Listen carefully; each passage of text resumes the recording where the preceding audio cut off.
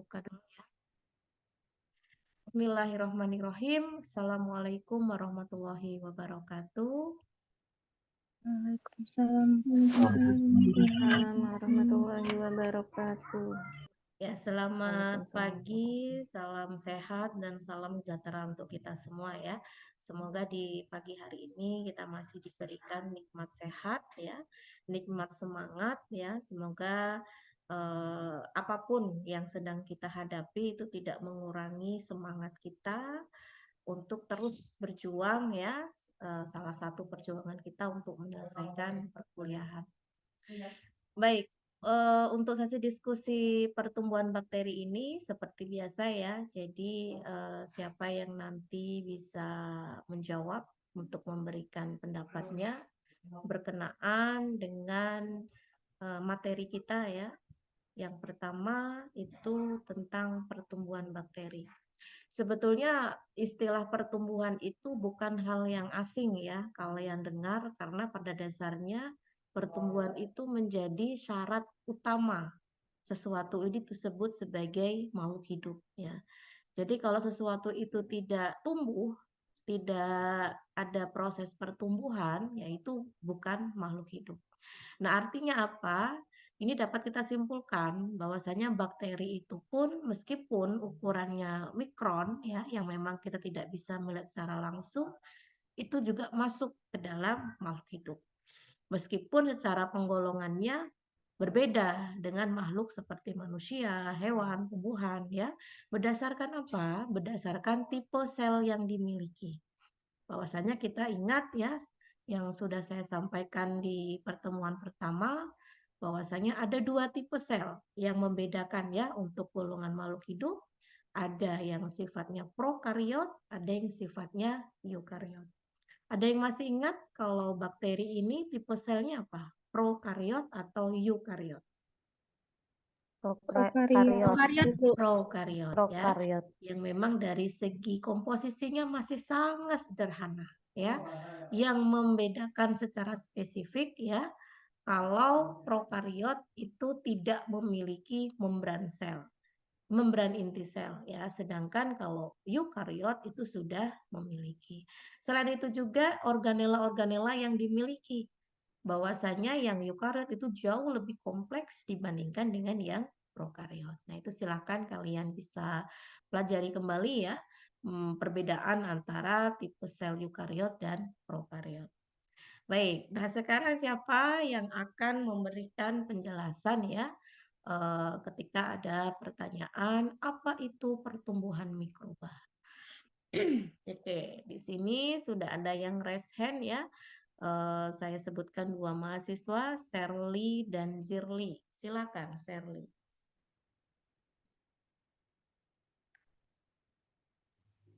Apa itu pertumbuhan mikroba?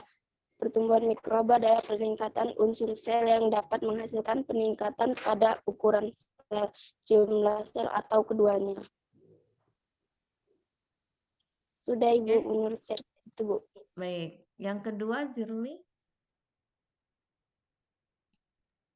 Izin menjawab Bu.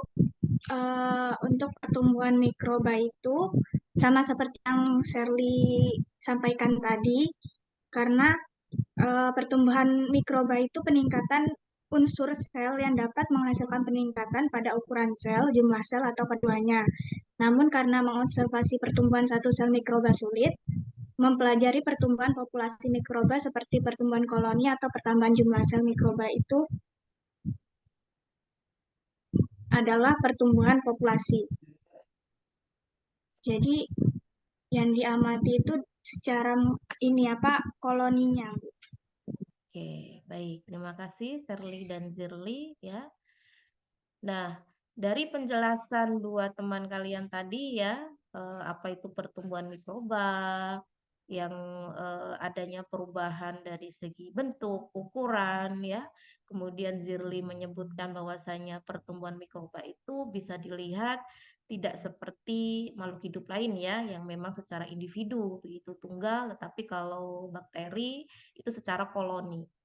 Nah, ini relate dengan yang sudah saya jelaskan kemarin ya di praktikum mikronya, bahwasanya bakteri itu memang sulit sekali kita amati pertumbuhannya, yang kalau kita ingin mengkulturkan bakteri di cawan Petri yang berisi media, yang kita amati tunggal individu selnya itu sangat sulit. Makanya yang kita amati adalah koloninya, di mana koloni itu terdiri dari kumpulan dari sel-sel bakteri. Oleh karena itu kita mampu untuk melihat ya. Kumpulannya tidak hanya 1, 2, 3, bahkan hitungan ratusan. Nah, itu adalah wujud dari pertumbuhan bakteri. Nah, sekarang untuk yang kedua. Mengapa pada pertumbuhan mikroba atau bakteri itu disebut sebagai pertumbuhan populasi? Nah, ini sudah saya jelaskan tadi ya. Nggak apa-apa, nanti siapa tahu ada yang bisa menjelaskan dengan bahasa yang lain ya. Di sini ada yang sudah raise hand, Riza. Ada lagi? Kemudian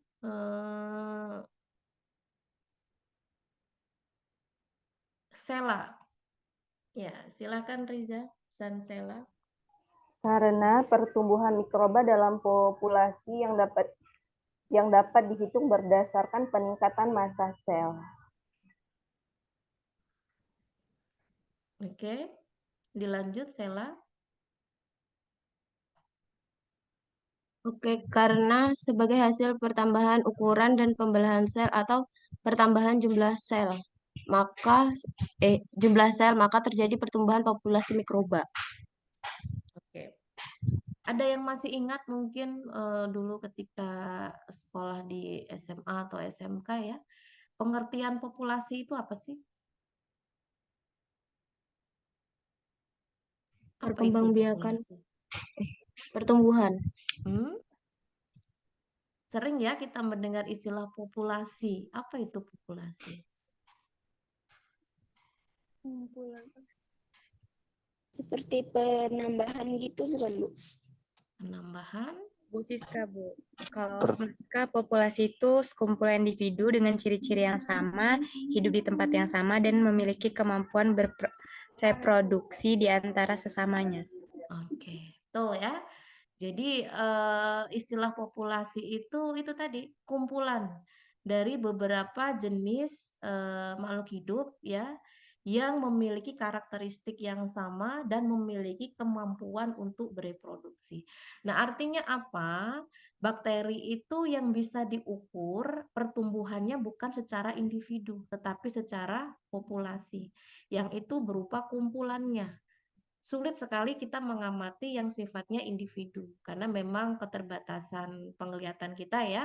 Yang kedua juga bakteri itu sangat jarang sekali dia bisa hidup tunggal. Biasanya dia hidupnya berkoloni dengan kelompoknya.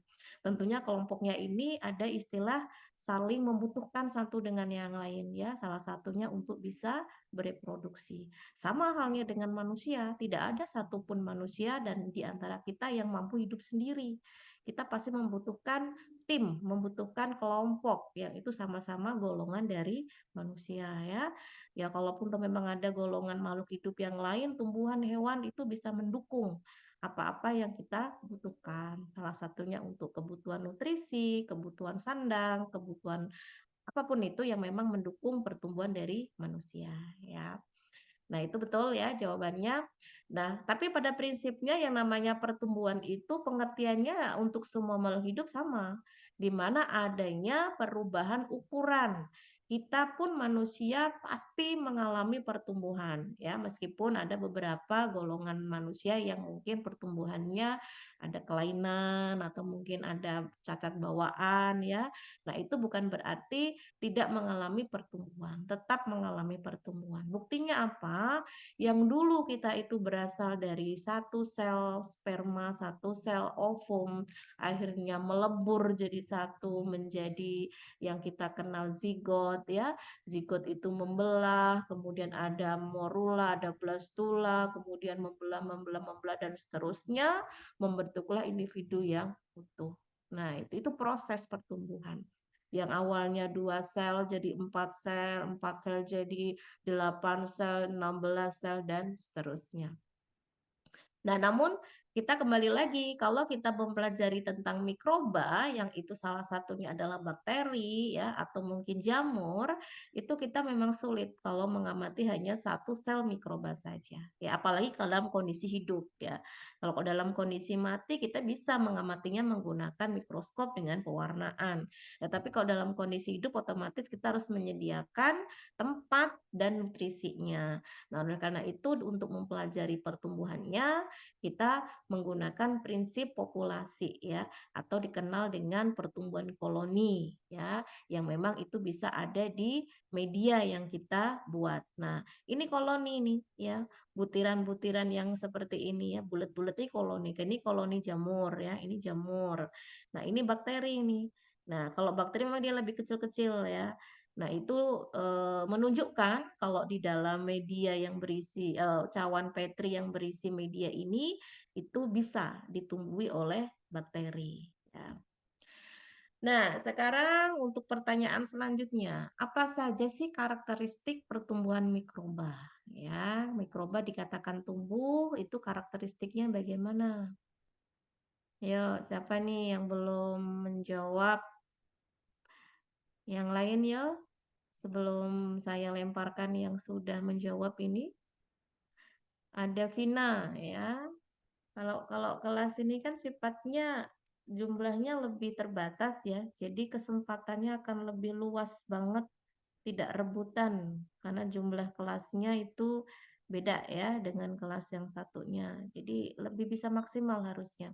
Satu lagi yang belum menjawab silakan. Tidak ada, kalau tidak ada saya lempar ya. Shirley. Oke, silakan karakteristiknya.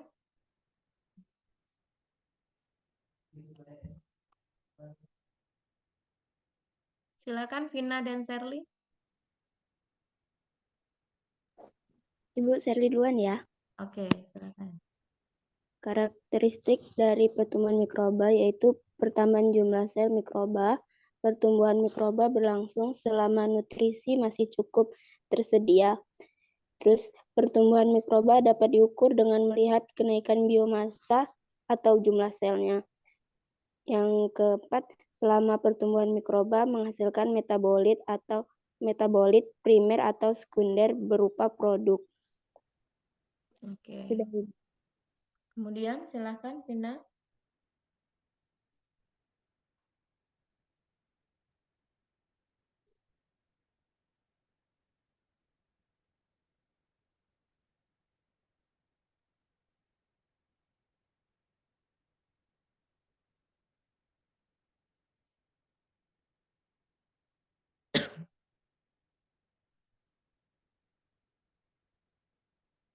Oke, mungkin bisa digantikan temannya ya.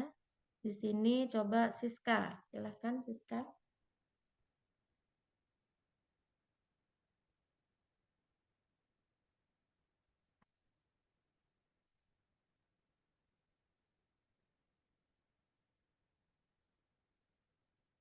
Belum respon ya?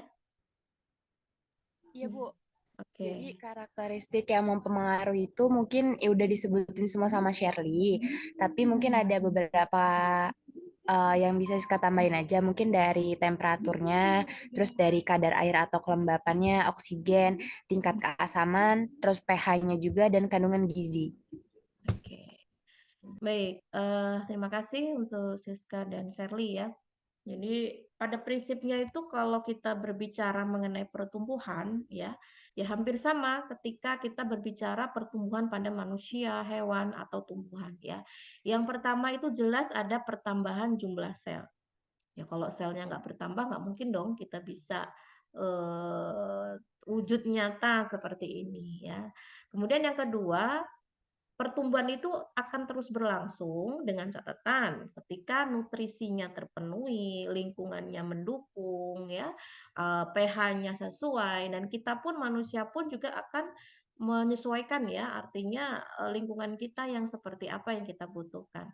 Tentu kita tidak akan bisa hidup ketika kita berada di lingkungan pH yang mungkin terlalu asam ya, pH yang terlalu basah ya. Nah, atau mungkin suhu yang terlalu ekstrim, entah itu ekstrimnya terlalu rendah atau terlalu tinggi. Nah, itu semua juga sama dengan bakteri tersebut. Jadi faktor lingkungan itu sangat menentukan keberhasilan pertumbuhan itu dapat berhasil berjalan dengan baik begitu ya. Kemudian apalagi selain pertumbuhan jumlah sel? Nah, kita lihat adanya apa? Kenaikan biomasa yang dapat diukur.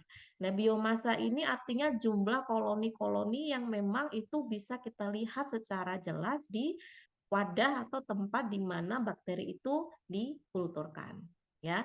Nah, ini terutama ketika kita ingin mendapatkan sesuatu dari bakteri tersebut. Kita kalau mempelajari bakteri itu tidak melulu untuk bakteri yang bersifat patogen, tetapi juga ternyata ada bakteri yang bisa kita manfaatkan.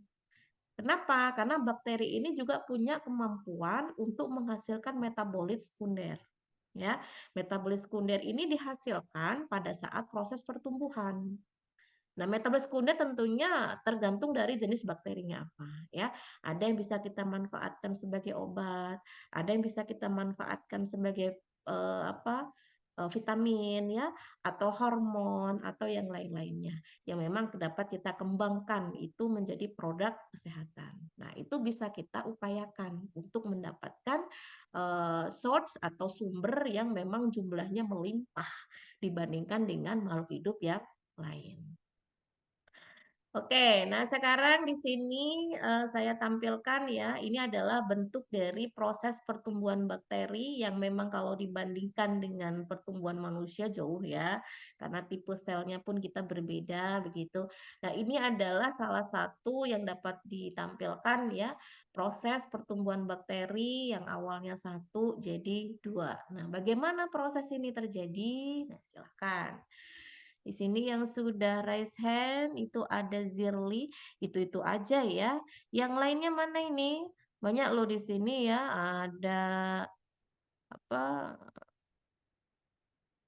Yang belum ya. Ada Rahmat Alfian, Muhammad Purtobi, Monika, Melianti. Ini ada nggak ini? Jangan-jangan cuma akunnya aja nih yang nongkrong di sini ya. Ya, buktikan kalau kalian ada nyata di sana ya. Saya pun berbaik hati loh, artinya tidak on cam pun dengan alasan sinyal saya masih maklum ya, tapi paling tidak buktikan dengan suara. Ketika wujud tak ada, suara harus ada. Ayo, ini Siska Zirli ini sudah mencukupi ya untuk nilainya untuk pertemuan ini. Yang lainnya ini yang belum mencukupi. Silakan, kan nggak perlu saya sebut satu-satu ya. Kan bukan anak TK lagi ya. Yuk, silahkan. Nanti kalau nggak ada ya saya lempar lagi ke yang mau-mau.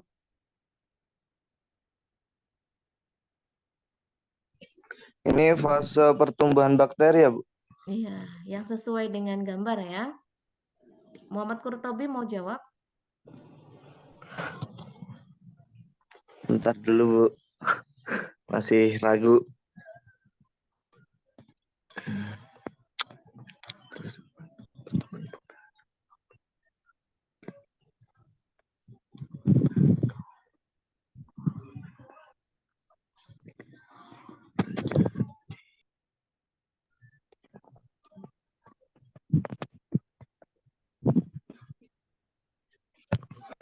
Yang lainnya? Meilianti ada? Meilianti? Ada Ibu. Ya, mau jawab? Sebentar Ibu.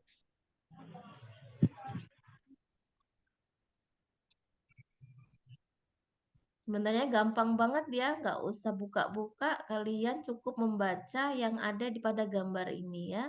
Bedanya sih pakai bahasa Inggris, tapi bahasa Inggrisnya juga ini sesuatu yang gampang banget nih ya, jadi bukan sesuatu yang rumit.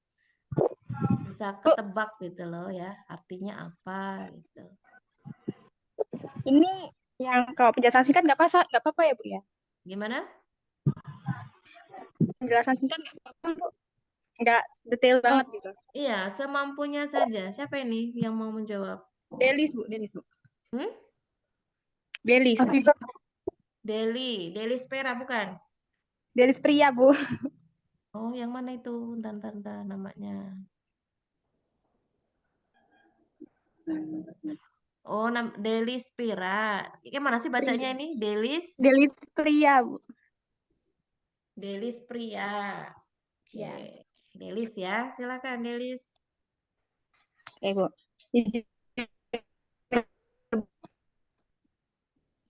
Jadi awalnya saya itu memiliki satu kromosom, kemudian dalam satu di dan plasma, kemudian membelah dua kromosom ini membelah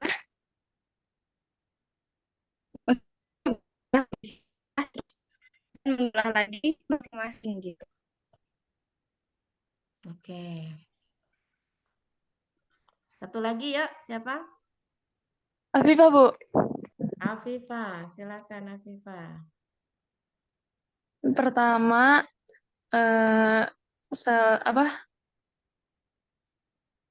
Pertama itu replikasi kromosom. Jadi dia mereplikasi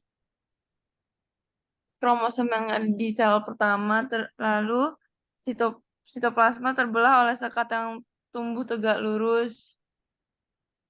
Tumbuhnya sekat akan diikuti oleh dinding melintang, lalu terpisahnya kedua sel anak yang identik. Lalu terpisah. Oke, sebetulnya hal yang sangat mudah banget ya, dari gambar pun kita sudah bisa lihat yang awalnya satu jadi dua. Kalian lihat di sini karakteristiknya sama atau beda dengan sel awal? Tentu sama persis ya, karena pertumbuhan itu kan adanya pertambahan jumlah ya, yang awalnya satu jadi dua. Dua itu identik gitu ya. Bedanya dengan makhluk hidup yang lain, kalau makhluk hidup yang lain kan butuh yang namanya partner ya atau pasangan. Sedangkan kalau bakteri itu bisa dengan cara membelah dirinya sendiri atau yang dikenal dengan pembelahan biner ya. Di mana ketika satu sel bakteri itu akan membelah, itu tidak ujuk-ujuk langsung membelah, itu enggak ya. Tapi di dalamnya itu kan ada yang disebut dengan materi genetik.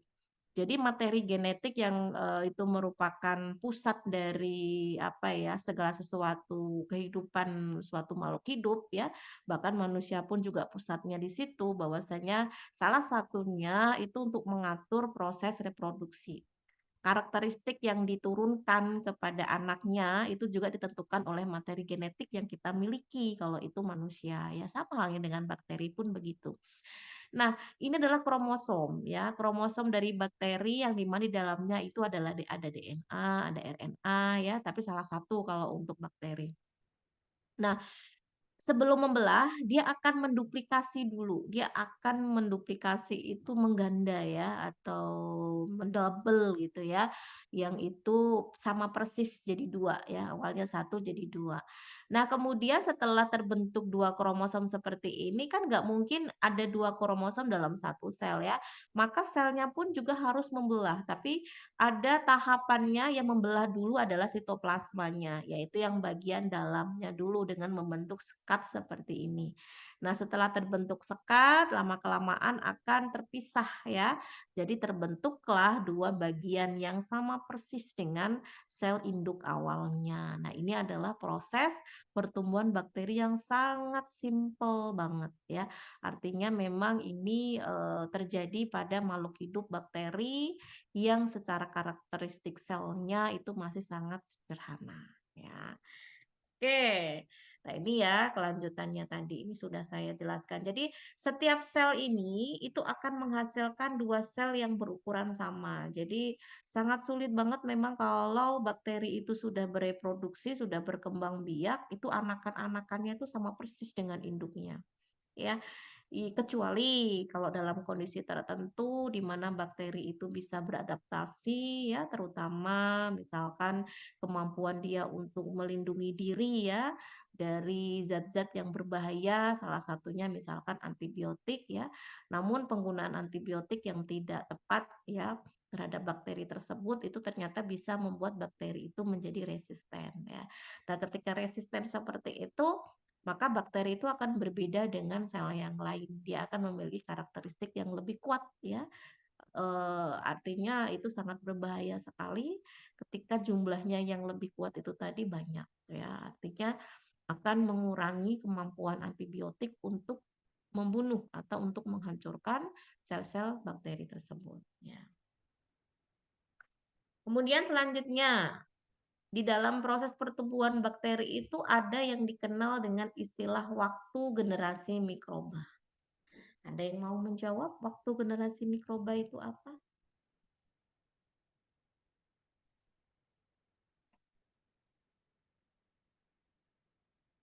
Siapa yang mau menjawab? Mei, Bu. Oke, Mei. Silakan Mei.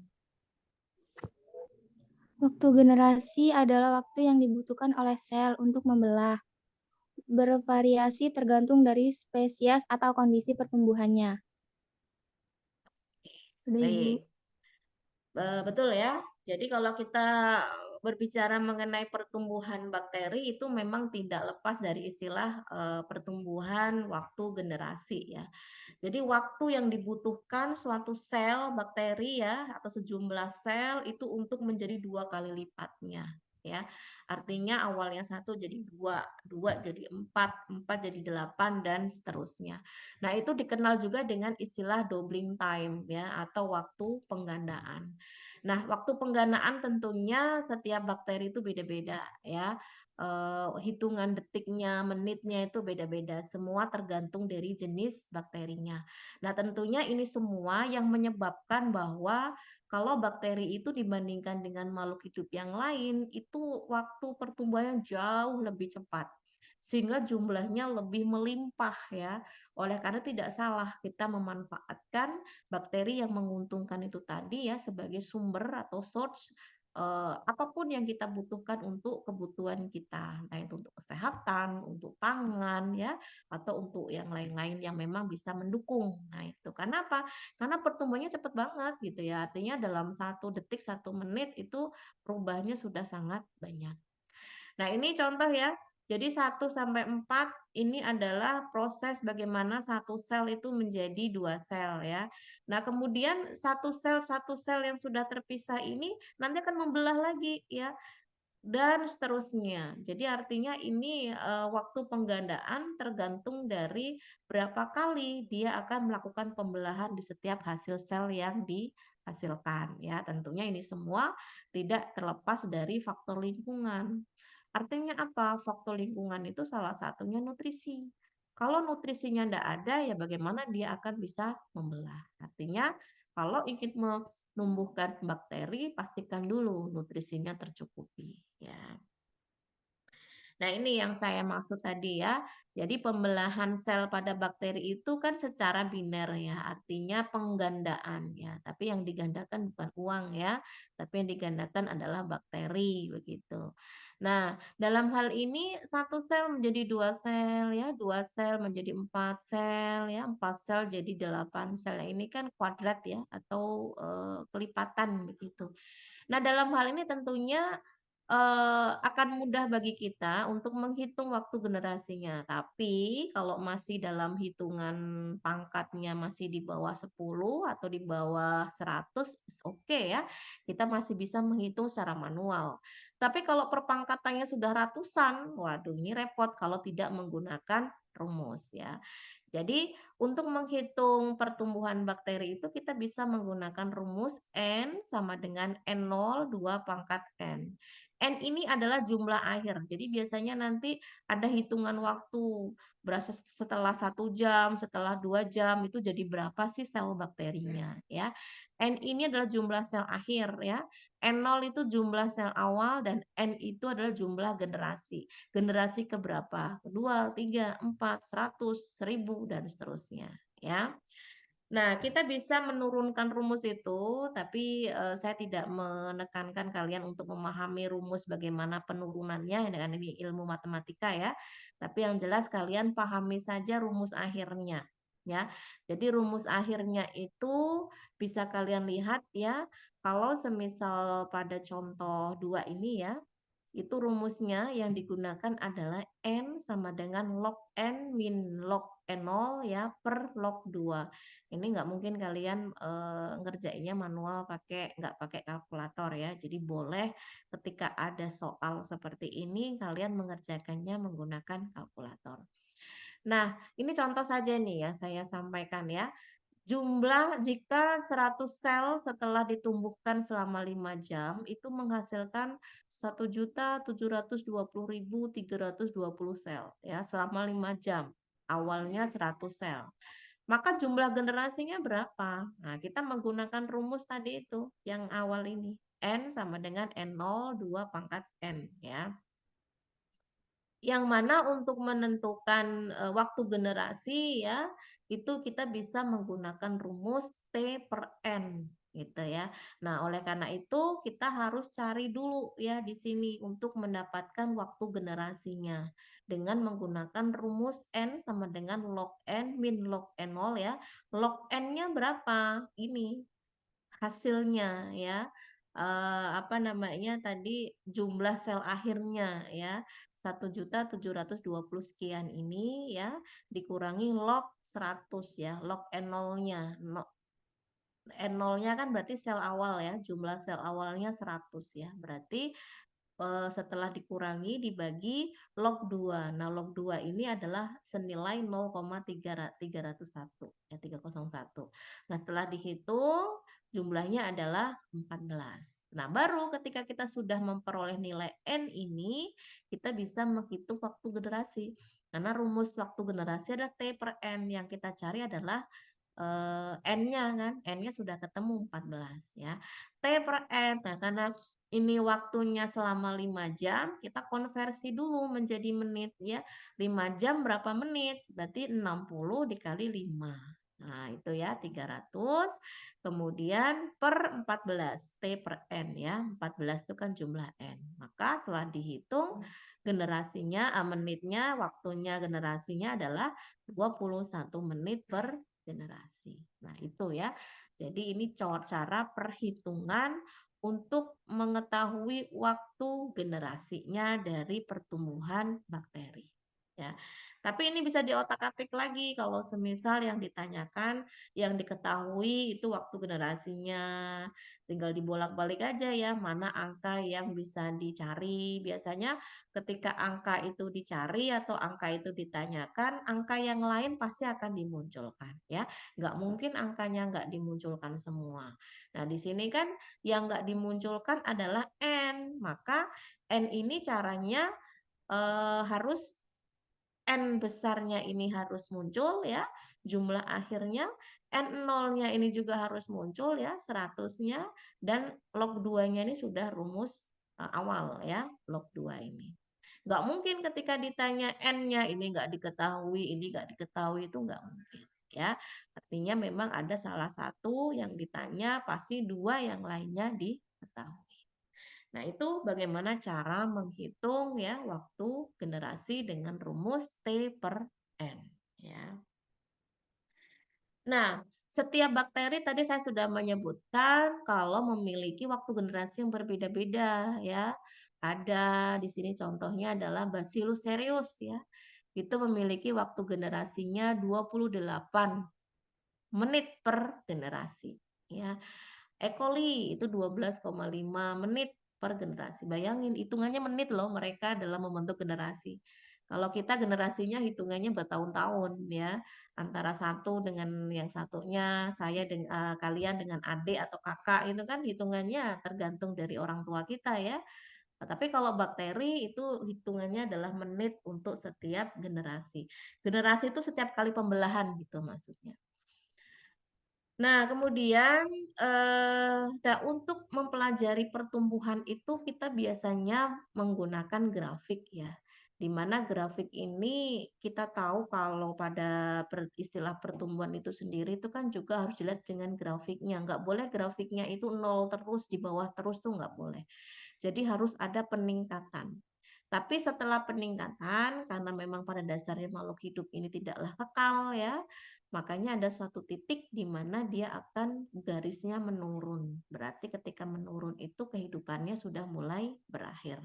Sama halnya dengan manusia ya. Manusia itu ketika awal kali lahir ya dari 0 bulan, dari 2 bulan sampai usia 1 tahun, 2 tahun itu kan grafiknya naik ya, sampai beranjak dewasa, remaja, dewasa, bahkan ketika sudah tua, lansia, itu nggak akan mungkin naik terus, nggak mungkin. Pada ada satu titik dia akan turun. Ya, artinya kehidupan sudah tidak bisa dilanjutkan. Nah, sama dengan bakteri pun juga begitu. Tapi kalau pada bakteri dia lebih karena faktor lingkungan ya, nutrisinya sudah habis misalkan, atau kompetitornya banyak karena rebutan nutrisi itu tadi. Nah, ada 4 fase ya kalau untuk bakteri ya, ada fase lak, ada fase log, ada fase stasioner, ada fase kematian. Ini saya sebut tadi ya, fase kematian itu fase di mana dia sudah tidak bisa melanjutkan kehidupan. Tapi fase lak, fase log, fase stasioner ini adalah fase di mana dia sedang proses dia untuk tumbuh ya, proses pertumbuhan membelah terus-menerus gitu. Nah, ini di mana fase lak ya, ini yang paling bawah, kemudian ada fase eksponensial ya, fase di mana dia naik ke atas grafiknya, kemudian ada fase stasioner ya, fase di mana dia tidak naik tidak turun ya, dia stabil di tengah-tengah seperti ini, dan kemudian titik di mana dia harus turun. Ini disebut sebagai fase logaritmik kematian ya.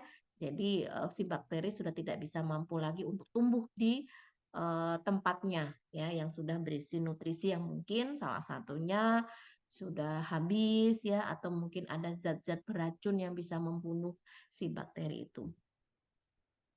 Nah, sekarang kita masuk ke fase lak ya. Di sini siapa yang bisa menjelaskan apa saja yang terjadi pada fase lak? Shirley, Bu. Saya Bu, Shirley. Vina Sonia Bu. Tes. Ada suara. Oke. Untuk Saya Bu. mempersingkat waktu satu-satu saja ya. Nanti selanjutnya untuk fase berikutnya. Silakan Shirley. Siska, Bu. Pada fase lak terjadi peningkatan ukuran sel. Fase ini ditandai dengan peningkatan komponen makromolekul, aktivitas metabolik, dan kerentanan terhadap zat kimia dan faktor fisiknya, Bu. Oke. Baik, kita lihat ya di sini. Fase lak itu belum bisa dikatakan sebagai waktu tumbuh ya. Jadi si bakteri pun juga sama loh dengan manusia. Jadi manusia itu juga tidak akan bisa dia tumbuh sebelum dia mengetahui lingkungannya seperti apa. Jadi bakteri itu juga begitu, ketika dia berada dalam suatu tempat, dia akan mengenali dulu lingkungan saya cocok nggak ya dengan saya, nutrisinya sesuai nggak ya dengan saya, begitu. Jadi fase ini adalah fase dia siap-siap atau fase beradaptasi. Artinya apa? Ketika dia sudah beradaptasi dan ternyata, oh ya ini cocok dengan saya, maka dia akan lanjut untuk ke fase berikutnya. Tapi kalau dia sudah merasa di situ dia tidak cocok, maka dia tidak akan bisa lanjut ke fase berikutnya. Oleh karena itu nih penentuan nih, si bakteri itu doyan nggak dengan nutrisi yang kita sediakan. Ya kalau nggak doyan dia tidak sampai kapanpun dia tidak akan bisa tumbuh masuk ke fase berikutnya. Nah pada fase ini belum ada tanda-tanda kehidupan apapun ya, artinya metaboliknya juga belum terjadi dengan sempurna, belum terbentuknya enzim-enzim yang mungkin menunjang pertumbuhannya, itu belum. Jadi masih dalam bentuk adaptasi atau penyesuaian si bakteri terhadap lingkungannya. Nah, setelah itu baru masuk ke fase log ya atau fase eksponensial. Oke. Di sini tadi sudah menyebutkan ada Vina ya. Silakan Vina.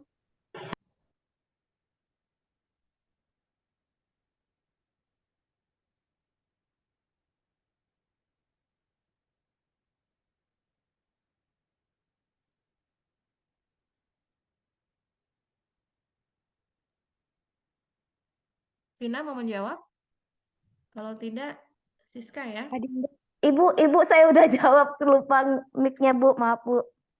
Oke, silakan Vina.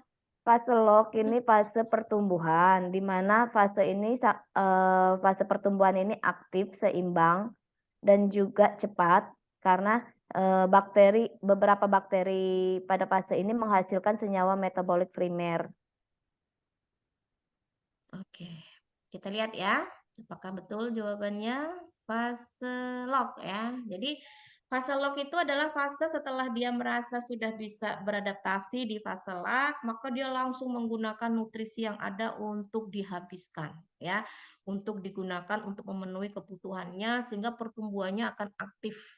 Dia angkanya akan melejit ya, naik ke atas grafiknya ini. Nah, pada masa-masa ini bakteri akan menghasilkan yang namanya senyawa metabolit primer, di mana metabolit primer itu ada senyawa-senyawa pokok yang memang digunakan untuk proses pertumbuhan. Seperti apa?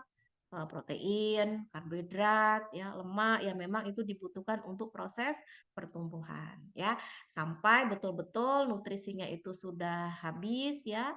Hingga ketika sudah habis baru nanti dia akan masuk ke tahap berikutnya. Nah, makanya di sini dia sangat ditentukan oleh asupan nutrisi. Kalau asupan nutrisinya semakin diisi terus, diberikan terus, maka eksponensialnya akan semakin panjang waktunya. Tapi kalau tidak diberikan isi nutrisi yang baru, ya otomatis akan segera berpindah ke fase berikutnya, yaitu fase stasioner. Oke, siapa yang mau menjawab fase Ibu Sela, stasioner? Ibu. Saya, Ibu Bu. Siska dari tadi. Ibu Sela, Ibu. Oh iya, Siska belum ya. Ya, Siska. silakan Siska. Jadi kalau pertumbuhan stasioner adalah kurva pertumbuhan mikroba yang terjadi akibat penumpukan racun, metabolisme sel dan kandungan nutrien mulai habis. Nah, mengakibatkan terjadinya kompetisi nutrisi sehingga ada beberapa sel yang mati sedangkan ada juga beberapa sel yang masih hidup. Nah, di fase ini pun mikroba masih melakukan aktivitas memproduksi metabolit sekunder seperti antibiotik. Udah, Bu. Oke.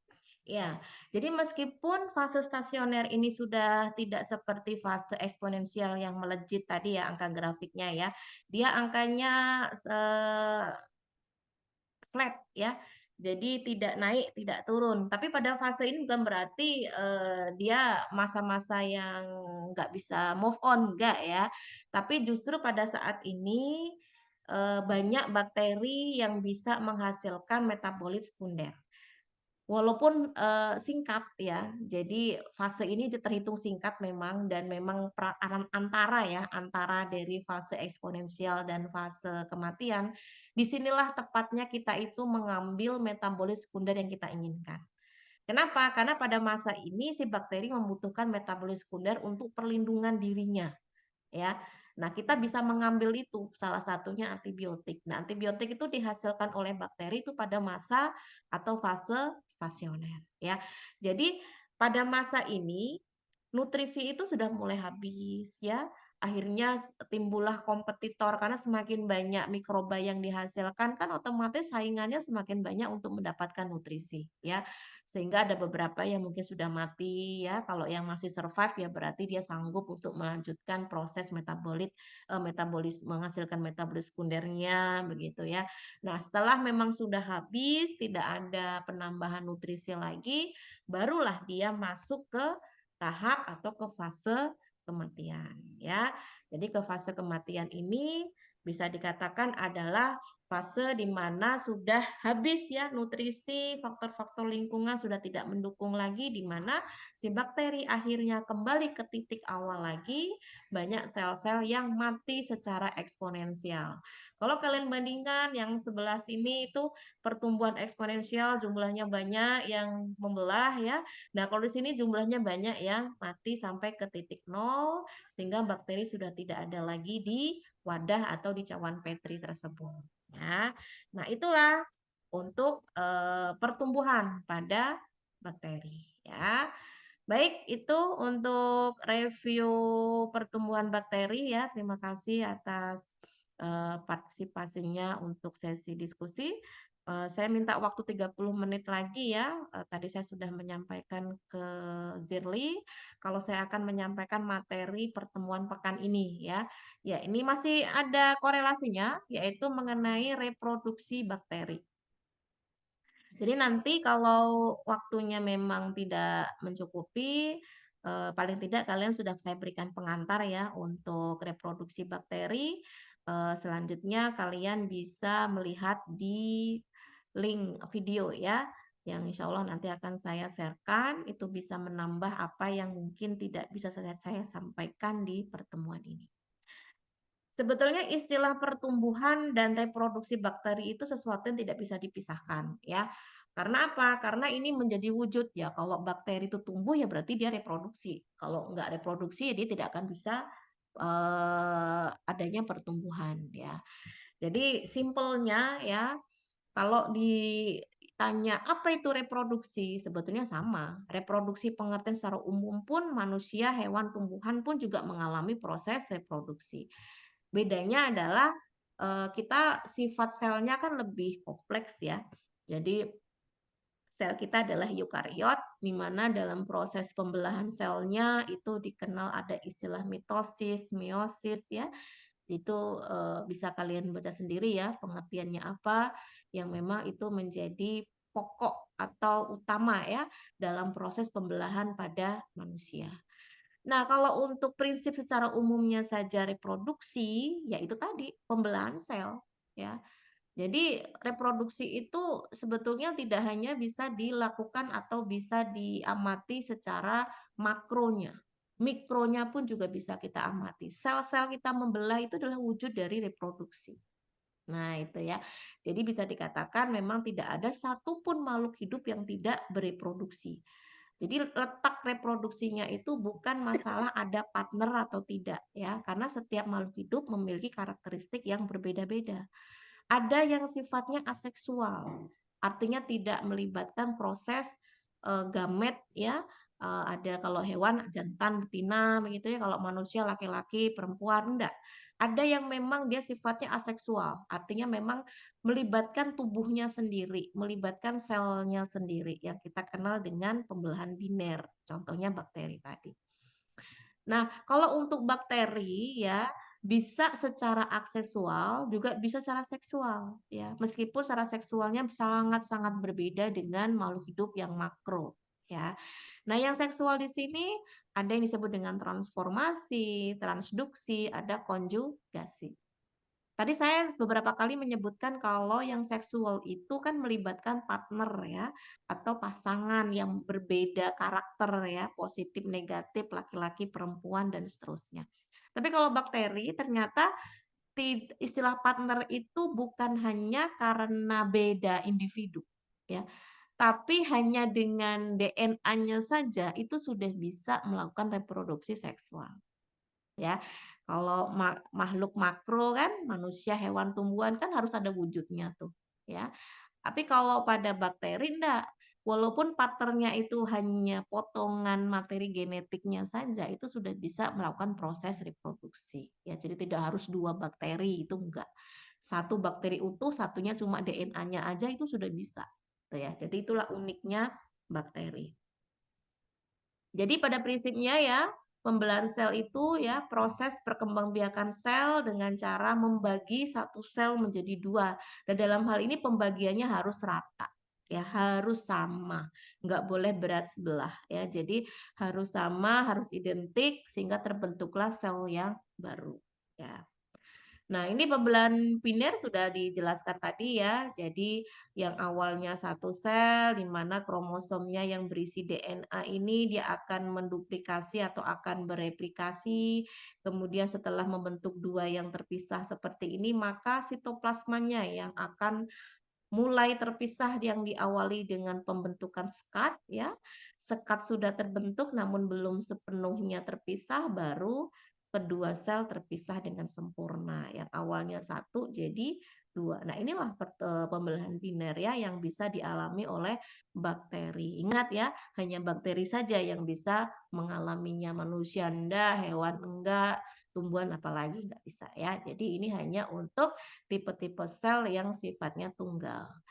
Nah, ini secara realnya ya, mikroskopis dari bakteri yang sedang melakukan proses pembelahan biner, kita amati di sini, ini adalah kromosomnya sudah terbentuk 2 ya, karena kalau hanya 1 kan kromosomnya letaknya di tengah hanya 1 ya. Ini sudah terbentuk 2, artinya membagi rata, dan sudah terbentuk namanya septum atau septa atau dinding pemisah, yang itu nanti setelah full terbentuk, dia akan terpisah menjadi 2 ya. Inilah wujud dari pembelahan biner. Nah, kemudian setiap bakteri itu kemampuan untuk membelahnya jumlahnya beda-beda ya. Ada yang dalam hitungan menit ya, ada yang dalam hitungan jam, semua tergantung dari bakteri. Tetapi kita masih bisa menghitung polanya ya. Jadi semisal nih bakteri E. coli. E. coli itu mampu membelah setiap 20 menit sekali ya. Jadi ketika ada satu bakteri E. coli yang awalnya 20 menit pertama itu jadi 2 ya, maka 20 menit kedua lagi setelah yang pertama itu pasti 4 ya. Nah, yang 4 ini membelah lagi 20 menit kemudian jadilah 8. Nah, namun sampai kapan dia akan membelah ya? Kita perhatikan. Karena bakteri itu kan ada kurva pertumbuhan ya.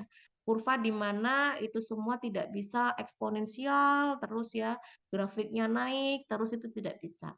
Ada faktor nutrisinya ya. Ada faktor di mana tempatnya sudah terlalu kotor. Kenapa? Karena bakteri itu kan juga sama kayak manusia, hewan, tumbuhan yang juga menghasilkan zat sisa ya, melakukan proses metabolisme. Nah, sisa-sisa itu ternyata ketika terlalu banyak di dalam wadah si bakteri itu hidup, itu akan menyebabkan toksik ya, racun bagi bakteri itu sendiri. Akhirnya akan membunuh si bakteri itu sendiri kalau waktunya terlalu lama, kalau tidak ada perbaharuan media.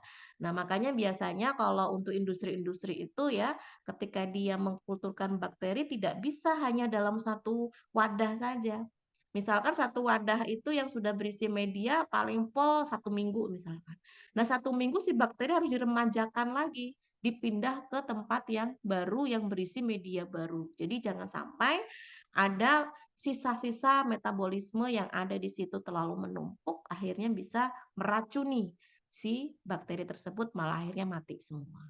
Nah, itu ya. Jadi bakteri pun juga sama dengan kita. Bedanya kalau kita kan punya akal ya, ketika kita habis makan, minum ya, ketika kita harus mengeluarkan zat sisa itu kan tidak di tempat yang sifatnya untuk kita hidup ya. Jauh, artinya memang supaya tidak meracuni diri kita sendiri. Nah, kalau bakteri kan nggak berpikir sejauh itu. Artinya memang kita sebagai orang yang memang memanfaatkan si bakteri, ya kita upayakan remajakan lagi bakterinya supaya dia tidak mengalami kekurangan nutrisi dan keracunan metabolisme zat metabolisme yang dihasilkan. Ya. Nah, kita kembali ke pemanfaatan dari bakteri itu sendiri ya. Kita kan sebetulnya hanya ingin mendapat sisi positifnya saja. Sisi negatifnya oke lah kita pelajari, tapi bagaimana supaya kita tercegah ya dari bakteri-bakteri patogen itu, lalu bagaimana cara meminimalisirnya begitu ya. Tapi kalau kita ingin memanfaatkan sisi positif dari bakteri ya ada caranya gitu ya. Makanya kita harus menerapkan yang namanya teknologi ya, terutama di bidang biologi yang kita kenal dengan bioteknologi. Di mana teknologi ini maksudnya adalah kita bisa menghasilkan produk atau memodifikasi produk yang itu berkenaan nantinya bisa kita komersilkan ya, bisa dimanfaatkan oleh khalayak masyarakat begitu yang menggunakan mikroorganisme. Nah, dalam hal ini yang kita gunakan adalah bakteri ya. Contoh berbagai bidang itu sudah banyak yang menerapkan mikroorganisme itu sebagai bahan utama untuk bioteknologi, terutama farmasi ya. Antibiotik itu kalau tidak ada penemuan apa namanya dari jamur ya, penicillium ya, ya kita sampai sekarang entah ya obat infeksi apa gitu ya. Jadi sangat bersyukur sekali ya kita sudah menemukan obat untuk bakteri ya, meskipun kalau dibandingkan dengan dulu sama sekarang itu udah jauh banget resistensinya ya. Jadi sudah banyak bakteri yang sudah tidak kebal, yang sudah kebal ya dengan antibiotik-antibiotik yang mungkin spektrumnya sempit begitu ya. Kalau itu kan bisa dikarenakan ulah kita sendiri sebetulnya ya. Tapi jangan sampai tidak ada satupun antibiotik yang mampu untuk membunuh bakteri ya. Selesai sudah mungkin ya. Infeksi simpel aja mungkin bisa merenggut nyawa ya. Artinya tidak ada apa yang mampu membunuh bakteri tersebut. Hormon ya, hormon misalkan hormon insulin begitu. Nah, hormon insulin ini memang tidak bisa dihasilkan secara langsung dari bakteri dengan adanya metabolis sekunder, tapi kita bisa melakukan rekayasa genetik ya. Karena hormon insulin itu kan dihasilkan oleh sel pankreas ya. Sel pankreas itu hanya dimiliki oleh mamalia, manusia, hewan ya. Jadi kalau kita ingin mengambil dari hewan yang memungkinkan itu sapi atau babi ya. Tapi sangat tidak mungkin sekali untuk kebutuhan begitu banyak insulin kita membunuh berapa hewan. Itu dari segi jumlah ya, belum dari segi kepercayaan ya, karena masyarakat kita kan mayoritas beragama Muslim yang memang tidak bisa menggunakan babi sebagai source untuk kebutuhan manusia ya. Nah, dalam hal ini kita butuh yang namanya bioteknologi ya. Salah satunya adalah bakteri yang bisa kita sisipkan gen untuk insulin yang memang itu ada di dalam pankreas manusia, sisipkan di dalam tubuhnya bakteri. Jadi bakteri ketika berkembang biak, si insulin pun akan ikut berkembang biak juga. Maksudnya akan ikut bertambah banyak. Itu ya. Jadi disitulah kita bisa menghasilkan, bisa memanen ya insulin yang nantinya akan kita gunakan.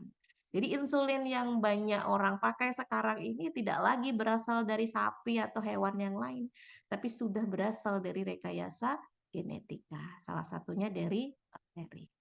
Nah, kemudian yang lain-lain ya itu, nah tidak hanya farmasi ya, peternakan ya, pertanian, ada istilah apa transgenik ya. Jadi kalau kalian pernah lihat kacang kedelai yang asli dengan yang transgenik itu udah beda banget ya. Kalau yang transgenik itu kan ukurannya gede-gede itu ya. Kemudian ukuran misalkan bawang merah ya yang ukurannya kecil-kecil, ini ada yang ukurannya besar ya. Jadi itu adalah rekayasa genetik ya, atau mungkin yang lainnya. Selama yang direkayasa genetik itu bukan manusia, it's fine, tidak masalah ya, apalagi untuk kebutuhan manusia. Tapi kalau sampai yang ditransgenikan itu adalah manusia, itu sudah menyalahi kodrat ya. Hewan itu sebetulnya tidak boleh ditransgenikan karena dulu kalau kalian pernah belajar sejarah ya, ada domba ya, domba Dolly namanya itu direkayasa, dia tidak dikembangbiakan dengan adanya domba jantan ya, tapi hanya domba tunggal bisa membentuk wujud dari domba. Jadi dombanya itu berasal dari satu induk saja.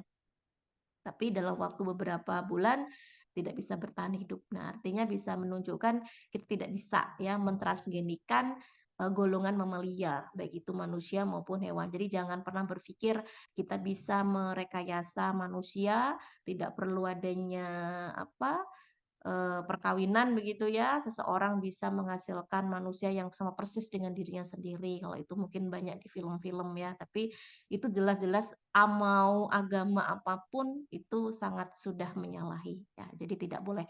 Tapi kalau untuk tanaman boleh ya. Mau bikin apa namanya semangka rasa melon misalkan ya. Nah, itu bisa kalau mau gitu ya. Tapi dilihat lagi plus minusnya. Kalau positifnya mungkin seru ya gitu ya. Artinya kita bisa berkreativitas. Tapi minusnya adalah kita merusak galur ya. Ya, secara taksonomi kan mereka punya karakteristik yang beda-beda. Punya penggolongan tanaman yang beda-beda ya. Jadi selama itu masih dalam satu family atau satu genus, it's okay, tidak masalah. Yang lain-lainnya banyak ya, ada dari lingkungan ya, kemudian ada bioelektronik itu juga ada ya. Sesuatu yang mungkin tidak kita pikirkan sebelumnya ternyata sudah bisa kita lakukan dengan adanya teknologi itu. Nah, ini maksud saya tadi, ya. Kalau kita hanya ingin memerlukan beberapa jumlah kecil saja sih nggak masalah ya. Tapi kalau jumlahnya banyak, apalagi sampai pangkatnya itu di atas 10 ya. Nah, ini berarti kita membutuhkan source yang baru dan tidak terbatas jumlahnya. Misalkan di sini kebutuhan akan etanol ya. Etanol ini kebutuhan per tahunnya itu 2 kali 10 pangkat 10. Ini berapa ini coba ya? 10 pangkat 10 itu berapa? Nah, ini wujud berarti memang tidak bisa kita hanya mengandalkan yang sifatnya itu tidak melimpah. Nah, kita ternyata bisa menggunakan mikroba Saccharomyces cerevisiae yang bisa menghasilkan etanol. Kemudian ada lagi misalkan vitamin B12 ya. Nah, vitamin B12 ini kebutuhannya juga melimpah ya. Oleh karena itu, kita harus mencari solusi ya. Ternyata ada mikroba yang bisa menghasilkan metabolis sekunder yang itu sebagai asupan untuk vitamin B12. Contohnya bakteri Pseudomonas ya.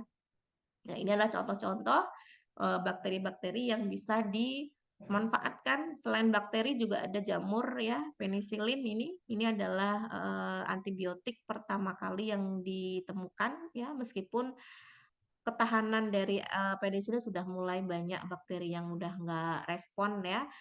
Sekarang ini memang kebiasaan kita untuk tidak tepat dalam penggunaan dosis dan mungkin keteraturan dari antibiotik sembarangan begitu, itu bisa menyebabkan permasalahan yang berefek massal ya. Kenapa? Karena kalau ada bakteri yang sudah resisten dengan penisilin itu berkembang. Nah, itu maka keturunan-keturunannya pun juga akan bersifat tidak kebal ya dengan penisilin ya. Jadi itu sangat berbahaya sekali. Kemudian, nah di sini saya coba jelaskan untuk salah satu yang sifatnya seksual ya bagi bakteri bereproduksi ya. Yang pertama adalah transformasi. Nah, tadi di awal saya sudah menyebutkan, istilah seksual itu bukan berarti bakteri dengan bakteri yang memang dua individu atau dua sel yang berdekatan, tidak. Ternyata dengan adanya penyerapan materi genetik yang mana materi genetik itu berasal dari bakteri yang sudah mati atau yang sudah lisis ya, itu ternyata bisa bakteri itu menyerap genetik tersebut dan membentuk individu yang baru. Nah, itu luar biasanya bakteri ya. Untungnya manusia nggak begitu ngeri kalau sampai begitu ya. Nah, bakteri ini pertama kali proses transformasi itu ditemukan ya, itu pada tahun 1982 ya. Ini sebetulnya keilmuan bidang mikrobiologi itu banyak yang baru ya, artinya beriringan dengan teknologi karena sesuatu yang sangat sulit sekali kita mempelajari mikroorganisme tanpa adanya teknologi ya. Teknologi kan terus berkembang begitu. Oleh Frederick Griffith ya, ini pada saat percobaan bakteri yang spesiesnya adalah Streptococcus pneumoniae. Ada yang tahu ini penyebab penyakit apa?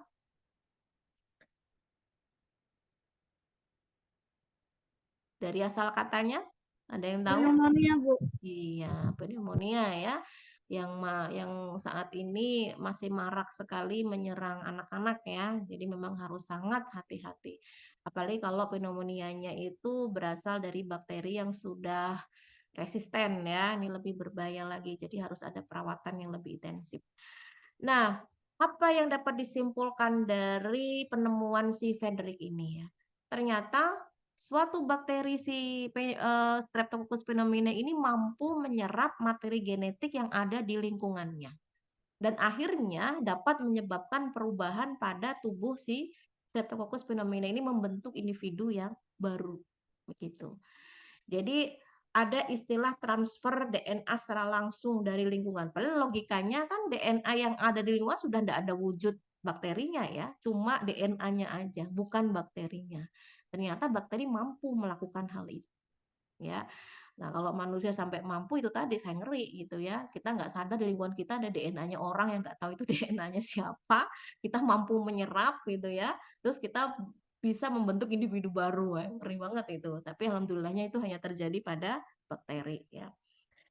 Nah, biasanya DNA yang ada di lingkungan bakteri itu berasal dari bakteri yang sudah mati ya, atau mengalami lisis yang dimana DNA-nya keluar pecah gitu ya, ceceran gitu di lingkungan bakteri, diserap sama bakteri yang lain. Tapi penyerapan ini hanya bisa dilakukan sesama golongan dari bakteri tersebut ya, yang secara genetik itu memiliki kemiripan begitu. Jadi nggak bisa dengan bakteri-bakteri jenis lain.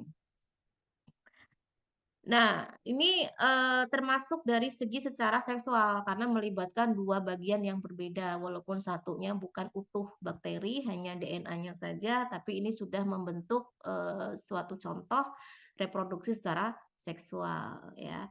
Nah, ini yang saya sebutkan tadi ya. Ini hanya bisa dilakukan untuk jenis bakteri yang berkerabat ya. Jadi kalau nggak berkerabat ya nggak bisa ya. Nah, di dalam sel ini ya, DNA yang masuk ke dalam tubuh bakteri itu atau dikenal dengan DNA asing atau pendonor ini ya, dia akan menyatu dengan DNA-nya bakteri tersebut yang menyerap. Akhirnya apa? Itu akan menimbulkan perubahan struktur DNA sehingga akan muncul sifat baru dari DNA tersebut ya. Nah, ini contoh tahap untuk transformasi ya. Jadi ada satu bakteri yang sudah mati, lisis gitu ya, DNA-nya keluar karena pecah begitu. Ini disebut sebagai DNA donor.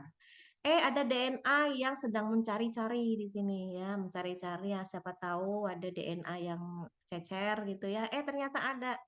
Nah, akhirnya apa? Akhirnya beberapa potongan DNA itu akan ditarik oleh sel bakteri atau kita kenal resipiennya ya sebagai penerimanya. Nah, setelah ditarik, maka DNA itu akan diserap, akan masuk ke dalam sel tersebut, ya, si bakteri yang baru itu tadi, kemudian akan membelah jadi dua, ya, DNA donornya terpisah jadi dua. Nah, sisa donornya ini, ya, satunya ini dia akan nyisip ke kromosomnya bakteri itu yang berwarna ungu ini. Ini kan sisipan baru ya dari bakteri yang lisis tadi. Akhirnya apa? Dia akan membentuk DNA rekombinan. Artinya DNA yang ada sisipan DNA dari luar ya, sehingga akan membentuk sifat baru. Nah, ini adalah transformasi ya. Nah, ini bisa sangat berbahaya sekali kalau ternyata DNA yang masuk ke dalam bakteri tersebut itu patogen. Ya, ini terjadi nih. Jadi ada bakteri Streptococcus pneumoniae ya. Awalnya bakteri ini tidak berbahaya, tidak patogen ya. Jadi tidak akan bisa menginfeksi manusia ya. Tetapi kenapa jadi berbahaya? Karena ada proses transformasi, ada DNA si bakteri Streptococcus pneumoniae yang berbahaya ya. Akhirnya yang berbahaya tadi itu nularin ya, masuklah ke dalam bakteri yang akan melakukan rekombinasi itu tadi. Sehingga akhirnya bakteri tersebut yang awalnya nggak berbahaya karena ada sisipan DNA dari bakteri lisis yang berbahaya tadi, jadilah dia berbahaya sehingga bisa menyebabkan penyakit pneumonia. Nah, inilah bahayanya ya. Kecuali kalau bakteri tersebut justru malah tidak berbahaya. Nah, itu bisa kita minimalisir. Tapi kalau yang justru sifatnya berbahaya itu bisa menyebabkan bakteri yang sudah rekombinasi tadi itu menjadi berbahaya. Namun tidak terbatas dari kekurangannya, kita juga bisa memanfaatkan dari kelebihannya. Ya, kelebihan dari metode transformasi ini kita kembangkan di bidang bioteknologi. Dalam apa? Pembuatan insulin. Istilah penyisipan itu tadi. Tadi saya di awal sudah menyebutkan bahwasanya insulin ini kan hanya dihasilkan oleh sel alfa pankreas, ya, beta atau alfa ya saya lupa. Nah, itu hanya dijumpai pada mamalia. Kalau manusia kita kan nggak bisa ya ngambil dari manusia secara terus-menerus, apalagi kalau kita ada kode etik gitu ya. Dari hewan, mau berapa lama, mau berapa banyak kebutuhan sapi atau babi yang kita gunakan untuk asupan kebutuhan insulin, nggak akan bisa berlangsung lama. Sedangkan kita butuhnya sangat besar, ya, jumlahnya sangat tinggi. Oleh karena itu, solusi yang paling tepat yang bisa diterapkan adalah rekayasa genetik begitu. Caranya bagaimana? Caranya tuh simple. Yang susah itu adalah teknologinya ya. Teknologinya itu selain susah juga biayanya lebih mahal. Tapi biasanya kalau industri besar yang sudah memutuskan ingin menerapkan rekayasa genetik, dia berani membayar modal besar gitu ya untuk mendapatkan hasil yang lebih besar juga gitu. Jadi tidak akan rugi dalam hal ini.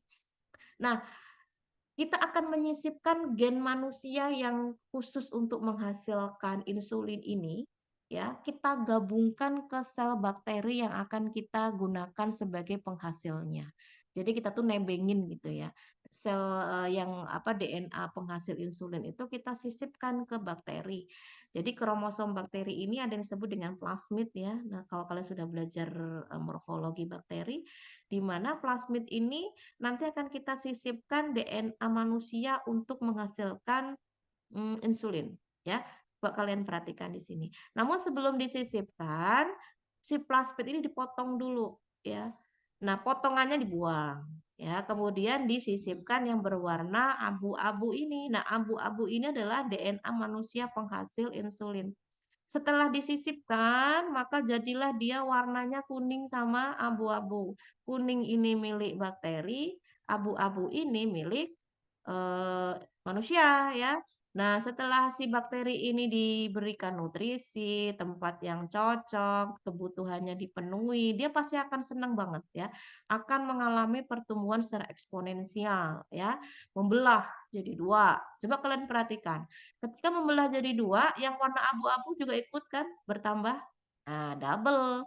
Nah, masing-masing membelah lagi, double lagi, dan seterusnya. Akhirnya yang awalnya penghasil insulin yang disisipkan cuma 1 itu jadi 8. Ini untuk beberapa generasi saja. Sedangkan dalam proses industri itu bisa dilipat terus ya jumlahnya sehingga akan menghasilkan jumlah insulin yang banyak. Tanpa adanya teknologi ini itu sangat sulit sekali kita mendapatkan asupan insulin yang banyak. Terlebih di Indonesia ya, yang banyak masyarakat kita itu mengalami kelainan penyakit ya degeneratif ya, yang itu salah satunya adalah diabetes ya, yang itu dipengaruhi karena gaya hidup ya, atau mungkin dipengaruhi oleh kelainan pankreasnya yang tidak bisa menghasilkan insulin secara maksimal ya, tapi yang paling banyak itu karena gaya hidup yang tidak sehat. Artinya apa? Banyak orang yang terlena, di ujuk-ujuk udah diinfokan Anda terkena diabetes dan harus ada suntik insulin. Nah, itu ya. Jadi sangat tidak mudah ya untuk mendapatkan insulin kalau tidak kita menerapkan rekayasa genetik seperti itu. Oke, kemudian yang kedua adalah transduksi ya. Tadi transformasi, sekarang transduksi. Nah, kalau transduksi itu sebetulnya masuk juga ya ke dalam seksual ya, meskipun tidak sepenuhnya melibatkan dua individu dari bakteri ya. Tapi ini melibatkan yang disebut dengan virus fage ya. Jadi virus fage. Nah, virus fage ini adalah jenis-jenis dari virus ya yang itu bisa menginfeksi bakteri gitu. Nah, dalam hal ini prinsipnya kalau untuk transduksi adalah jika suatu bakteri itu diinfeksi oleh virus fage ya, bakteri tersebut akan mengalami lisis ya. Kemudian akan melepaskan virus-virus fage tersebut beserta DNA yang dimilikinya. Itu prinsipnya yang pertama. Yang kedua, virus fage dan DNA tersebut kemudian menempel pada bakteri lain. Nah, kemudian virus fage tersebut memasukkan DNA inang bakterinya yang lama, yang pertama kali ini, nah itu akan dimasukkan ke bakteri yang baru, sehingga akan terjadi rekombinasi ya. Nah, ini. Nah, untuk transduksi secara umum ya, jadi bila suatu fage itu memindahkan gen dari kromosom bakteri atau plasmid ya, jadi pada saat itu dikenal dengan istilah siklus litik ya, di mana enzim-enzim virus itu akan menghidrolisis kromosom bakteri menjadi banyak ya, menjadi potongan-potongan kecil DNA. Sehingga pada prosesnya ya, kita bisa lihat bahwasannya kalau transduksi itu diperuntukkan ya untuk mengembangkan galur-galur bakteri baru begitu ya. Jadi dalam hal ini memang banyak sifat-sifat baru yang akan dimunculkan ya gara-gara si virus fage ini tadi ya. Jadi kalau virus fage ini adalah jenis virus yang memang menginfeksi bakteri ya khusus. Kita lihat pada gambarnya ya. Nah, ini bentuk dari bakteri fage ya. Ini nanti akan dipelajari lebih lanjut di materi virus ya. Jadi virus itu beda ya dengan bakteri begitu. Walaupun dipelajari di mikrobiologi, tapi dari segi sifatnya itu sangat-sangat berbeda. Kalau virus itu, kalau bakteri itu adalah sel ya, kalau virus itu bukanlah sel, tapi dia makhluk hidup. Kenapa? Karena dia memiliki materi genetik, tapi dia tidak memiliki bagian-bagian sel seperti bakteri. Nah, ketika bakteri fag ini dia menginfeksi bakteri, ya virusnya menginfeksi bakteri, caranya seperti ini. Kan bakteri itu punya yang disebut dengan kromosom. Ini bakteri ya, bakteri yang memiliki kromosom ya. Nah, virus fagnya itu akan menginfeksi dengan cara menginjeksi DNA-nya. Nanti DNA-nya itu masuk. Jadi virus itu nakalnya begini. Bedanya dengan bakteri ya. Kalau bakteri ketika menginfeksi sel baru ya, inang barunya atau tempat dia untuk hidup, itu sebakterinya itu ikut masuk ya, makhluk utuhnya itu ikut masuk. Tapi kalau virus enggak, kalau virus badannya tetap di luar. Yang masuk adalah apa? DNA atau RNA-nya, materi genetiknya doang yang masuk ya. Ini yang dikeluarkan yang berwarna hijau ini adalah materi genetiknya. Jadi ininya perangkatnya tetap di luar. Luar biasa kan ya untuk virus itu sendiri. Nah, setelah dia masuk ke dalam tubuhnya bakteri, apa yang akan terjadi? Dia akan mengatur ulang, menyeting ulang ya. Jadi akan mengganggu metabolisme yang ada di dalam sel bakteri itu dengan mengeluarkan enzimnya ya. Sehingga dia akan berbaur ya, akan mengatur. Jadi yang awalnya kromosom ini untuk membentuk individu bakteri yang baru justru akan membentuk individu virus yang baru. Nah, itu ya. Jadi luar biasanya virus tuh gitu. Dia akan mengendalikan semua metabolisme yang ada di dalam tubuhnya si bakteri. Itu pun juga sama ketika dia menginfeksi tubuh manusia. Ya, kita pun akan dikontrol, akan dikendalikan oleh si virus tersebut ya.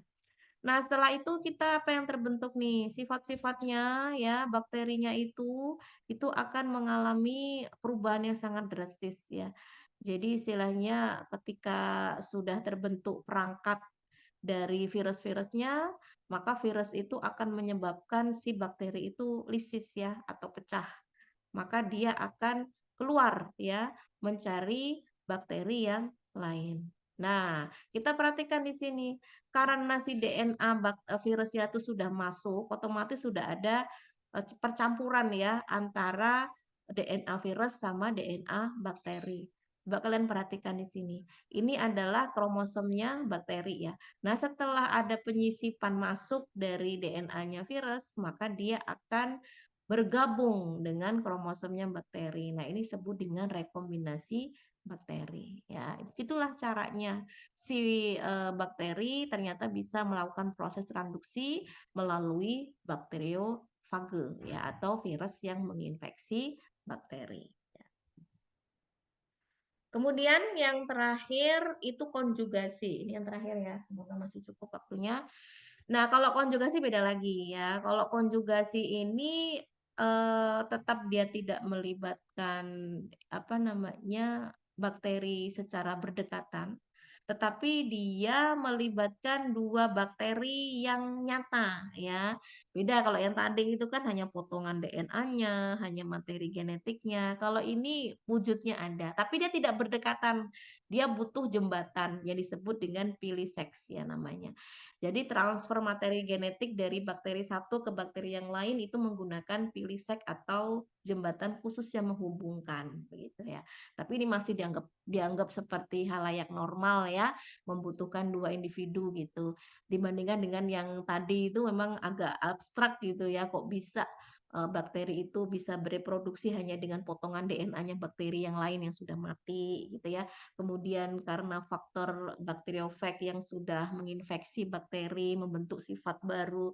Nah, kalau ini masih bisa diterima oleh akal ya kalau kita membandingkan dengan makhluk hidup yang lain gitu. Nah, karena bakteri itu nggak ada jenis kelaminnya, ya, laki-laki, perempuan, betina, jantan nggak ada, makanya kita cukup menyebutkan beda kutub, ya, plus dan minus saja. Jadi kalau bakteri yang memberikan DNA itu disebut dengan bakteri plus karena sebagai pendonor, bakteri yang tidak mendapatkan DNA dan akan menerima DNA dari pendonor itu disebut dengan F negatif atau resipien, ya. Kita lihat ya pada gambarnya. Nah, ini adalah sel F positif ya. Sel F positif dia memiliki apa namanya bakteri kromosom yang lebih lengkap ya. Sedangkan yang sel F min itu tidak ada, kosong. Nah, gimana caranya ini bisa diberikan kepada bakteri yang satunya? Nah, itu pasti ada proses pendonoran ya. Jadi tahap pertamanya adalah sel F plus ini dia sebagai pendonor akan menghasilkan jembatan namanya pilisex ya. Ini jembatannya ini. Nah, kemudian jembatan ini akan menghubungkan antara sel F positif dengan sel F negatif ya. Nah, apabila sudah terbentuk, maka akan terjadi kontak langsung keduanya sebagai pintunya gitu ya. Nah, setelah itu apa? Plasmid F min-nya yang masih kosong ini ya, materi genetik DNA-nya ini dia akan apa namanya mendapat transferan gitu ya. Jadi akan mendapat transferan dari sel F positifnya ya yang dilepaskan dari sel F positifnya ini ke menuju ke sel resipiennya ya. Nah, kemudian apa yang terjadi lagi? Nah, ini kan untai tunggal ya. Untai tunggal ini akan masuk ke dalam bakteri satunya yang masih kosong ya. Jadi bisa dikatakan ini akan mengkode sifat-sifat yang itu berasal dari bakteri satunya ini ke bakteri yang kedua. Akhirnya apa? Bakteri yang kedua itu akan memiliki sifat ya baru yang itu berasal dari bakteri yang sel F positifnya begitu. Sehingga membentuklah karakteristik yang baru. Setelah berbagi seperti ini ya, maka piliseknya itu akan terputus dan masing-masing akan melanjut kehidupannya masing-masing. Begitu seterusnya. Tapi ini hanya berlaku untuk dua bakteri yang memang saling membutuhkan ya. Kalau nggak membutuhkan ya buat apa? Misalkan satunya punya, satunya enggak. Ini membutuhkan nih, makanya satunya berperan sebagai pendonor, satunya berperan sebagai penerima atau resipien seperti itu. Oke, mungkin itu ya yang dapat saya sampaikan berkenaan dengan reproduksi bakteri ya. Jadi sesuatu yang mungkin sulit dipelajari secara langsung karena ketika kita mempelajari bakteri ini bukan sesuatu yang mudah ya, terus terang saja karena kita butuh yang namanya teknologi, butuh yang namanya alat ya, butuh yang namanya bahan-bahan yang memang dari segi kelengkapannya tidak boleh kurang ya. Kalau kita ingin menumbuhkan bakteri ya kita harus punya peralatannya, punya bahan-bahannya yang memang itu bisa mendukung untuk proses pertumbuhan dari bakteri. Nah, oleh karena itu meskipun nanti ketika kita praktikum tidak sepenuhnya kita ujikan, tidak sepenuhnya kita lakukan, paling tidak kalian tahu prinsip-prinsipnya, pengujiannya seperti apa, pembuatan media seperti apa, pengkulturannya seperti apa, pengamatan mikroskopisnya seperti apa. Nah, itu nanti akan kalian belajar ya. Jadi harapannya teori-teori yang sudah disampaikan ini menjadi penunjang kalian pada saat nanti praktikum di lab ya. Jadi tidak lagi bingung begitu ya. Jadi harus kalian pahami secara seksama. Oke, mungkin itu yang dapat saya sampaikan. Mungkin kalau ada pertanyaan disilakan. Sambil saya akan mengambil screenshot ya. Coba dihidupkan dulu on cam-nya atau kameranya ya. Karena jumlahnya masih bisa dihitung dengan jari 10.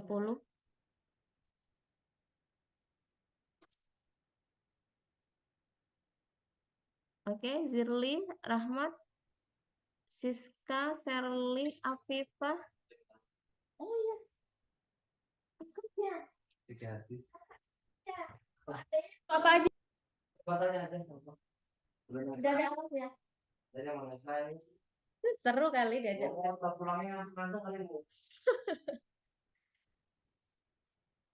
Oke, dalam hitungan ketiga ya. 1, oh sayangnya belum ya. Oke, 1, 2, 3.